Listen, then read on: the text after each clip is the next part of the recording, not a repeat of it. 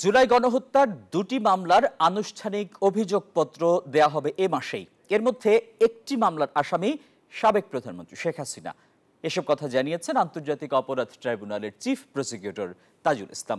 রোববার গণহত্যার দুটি মামলার শুনানি শেষে ট্রাইব্যুনাল প্রাঙ্গণে সাংবাদিকদের এসব কথা জানান তিনি।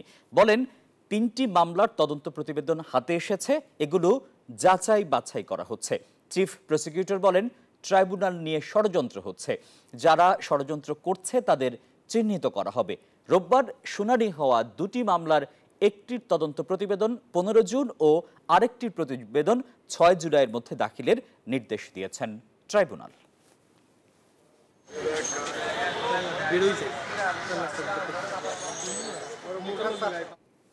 বান্ডেল থাকলে প্রতি সেনমানিতে টাকা বাঁচবে। বিকাশ সেনমানি বান্ডেল কিনে জিতুন প্রতি লেনদেনে।